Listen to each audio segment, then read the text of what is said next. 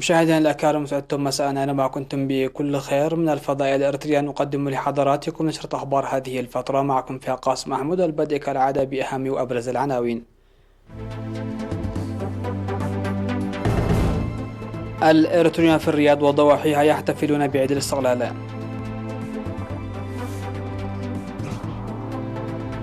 إلغاء مدفوعات إيجارات البيوت.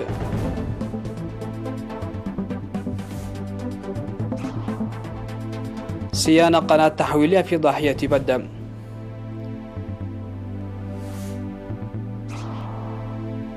الرئيس الأمريكي ينهي علاقة بلاده بمنظمة الصحة العالمية.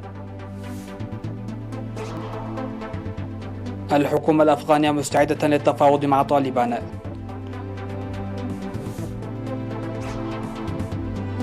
توسع الاحتجاجات في الولايات المتحدة رغم اتهام شرطي بالقتل غير العامد.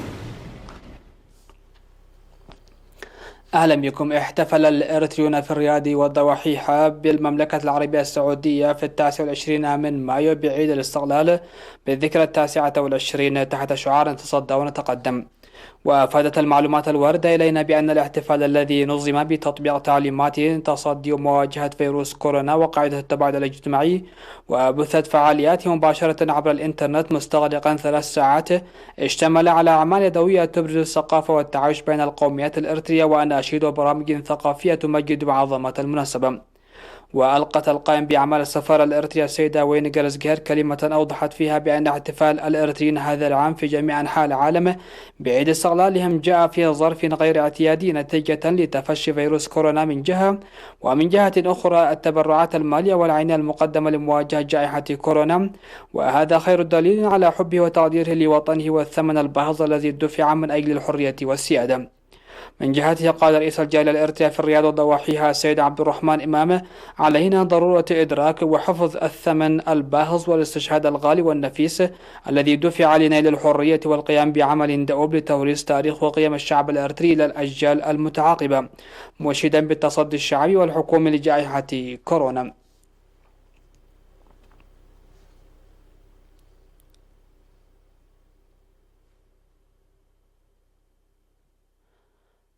سمح أصحاب المنازل في الداخل والمهجر السكن المجاني لمستأجري منازلهم في مختلف مناطق البلاد.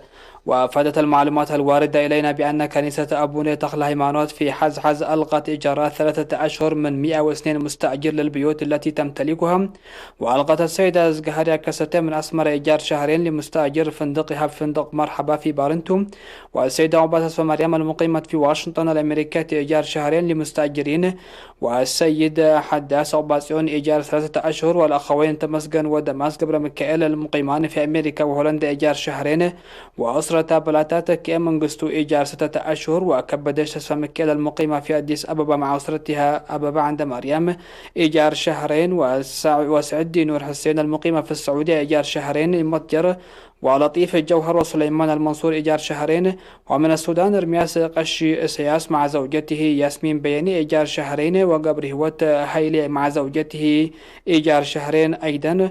وحبتاي موساسقي من برسودان إيجار شهرين. ومواطن لم يرغب بذكر اسمه إيجار شهرين. وألغى سيديون أساس فاي من هاي من ألمانيا إيجار شهرين. والسيدة نيغستيكا حساي من فرانكفورت إيجار شهرين. والسيد يوحنس زراسيون من فرانكفورت مع زوجته إيجار 3 أشهر.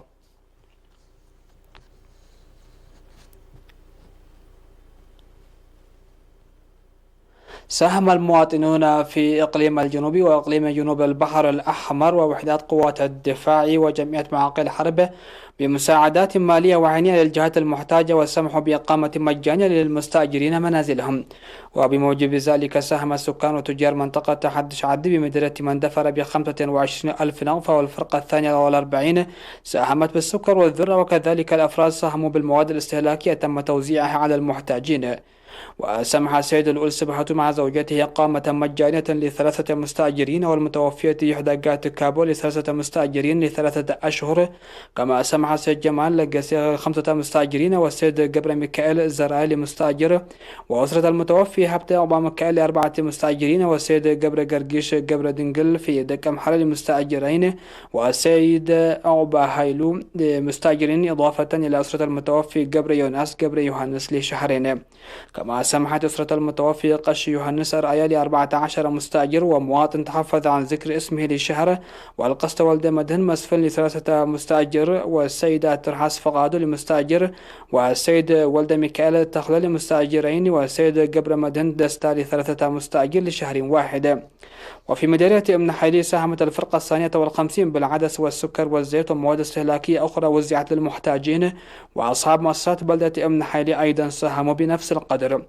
في غضون ذلك وفي مديرية صنعاء ساهمت جمعية معاقل الحرب بتقديم دعم مالي وذرة ل24 من أعضائها، وساهم مواطن تحفظ عن ذكر اسمه في منطقة لحايو ب40 كنتال من الذرة و48 كنتال ذرة، ودعم مالي قدمه سكان منطقتي كولتي وقرعانة ومواد استهلاكية استخرجها الشباب الطوعيين من المحسنين، ودعم مالي 13 كنتال ذرة استخرجه سكان ضحية جولو وزعت الجهات المحتاجة. من جهة أخرى سمحت أسرة المتوفي حلقة فتوي قبل مدهن في مدينة صنعاء بإقامة مجانية ل3 أسر لشهرين، والسيد أبابا مال لأسرتين ل7 أشهر، وأسرة المتوفي قبل مدهن بالسرات لأسرتين حتى زوال كورونا من البلاد. وأفاد مراسل الرينا بأن جمعية معاقل الحرب بعصب قدمت 40,000 ل20 من أعضائها المحتاجين. يقوم الشعب الإريتري في الداخل والمهجر ووحدات قوات الدفاع بمواصلة التبرعات العينية والمالية للجهات المحتاجة. لمزيد من التفاصيل في سياق التقرير التالي والزميل أمير عثمان.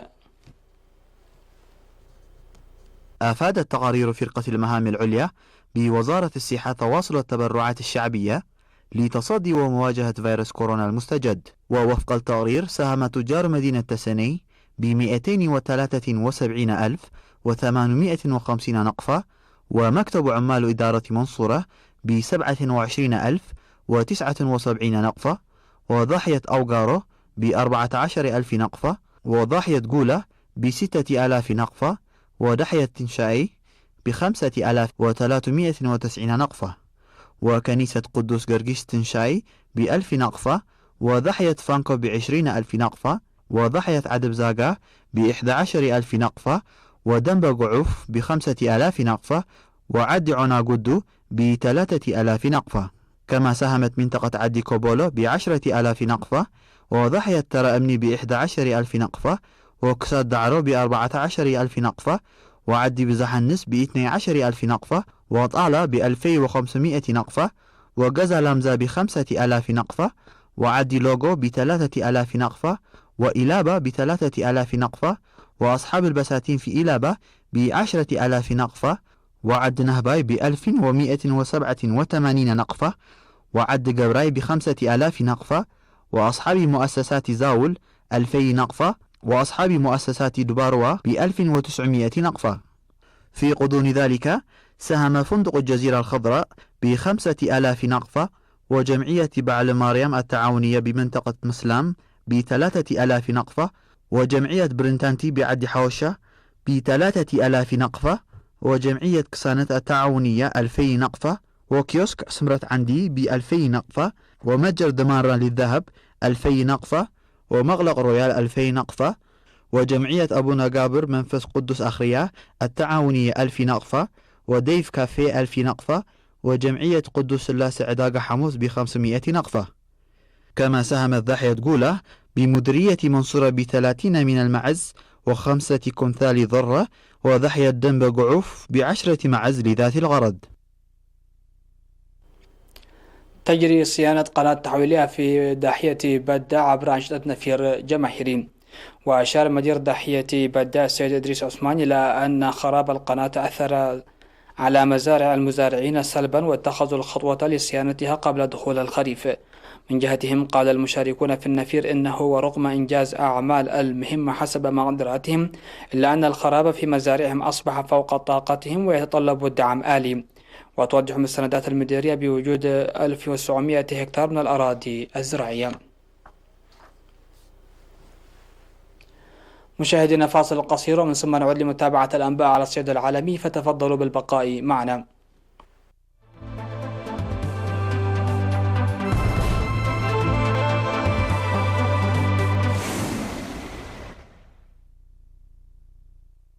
الأمريكي دونالد ترامب إنهاء علاقة بلاده مع منظمة الصحة العالمية التي يتهمها منذ بدء انتشار فيروس كورونا بالانحياز إلى الصين.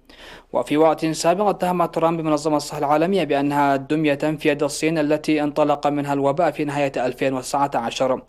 وردت بكين باتهام ترامب الذي تسجل بلاده أعلى حصيلة وفيات بكوفيد-19 في العالم بالسعي إلى التنصل من التزاماته حيال المنظمة. ويأتي هذا القرار في وقت تشهد فيه القارة الأمريكية تفشيا سريعا لفيروس كورونا مع تسجيل أكثر من 1000 وفاة في 24 ساعة في كل من الولايات المتحدة والبرازيل. وتجاوزت الولايات المتحدة عتبة 100,000 وفاة لتبقى الدولة الأكثر تضررا في العالم جراء الوباء، من حيث الإصابات أكثر من 1.8 مليون إصابة والوفيات أكثر من 105,000.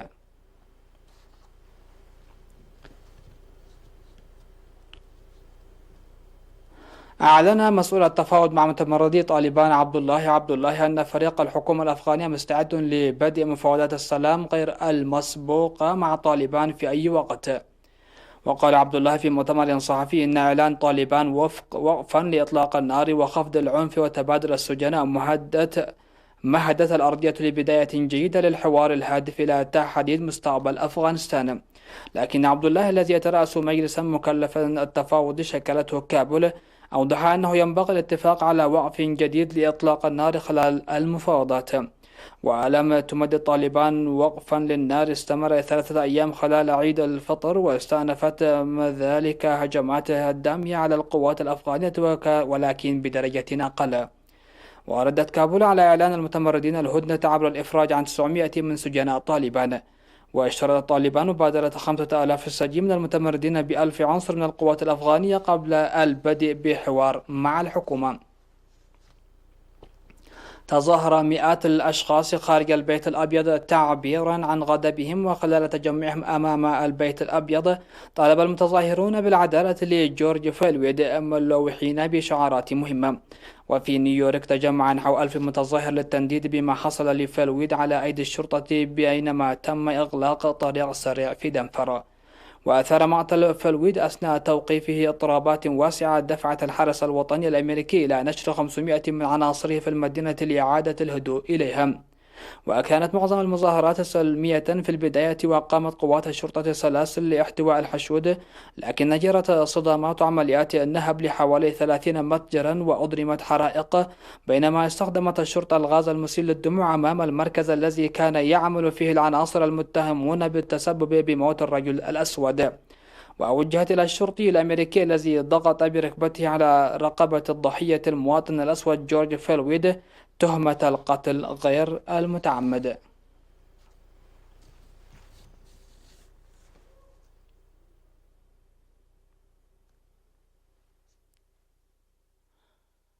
الخبر الأخير في هذه النشرة: أعلنت الصين عن نجاحها بإطلاق قمرين صناعيين للتجارب التكنولوجية للفضاء من مركز تشيشانغ لإطلاق الأقمار الصناعية بمقاطعة شيتوان جنوب غرب البلاد.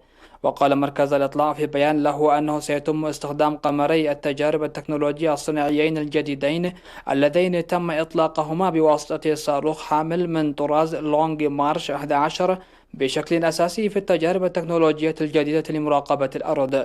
وأضافت مثلة عملية الإطلاق للمهمة هو 332 لسلسلة صواريخ لونج مارش. مشاهدينا الأكارم، انتهت النشرة، إلى اللقاء.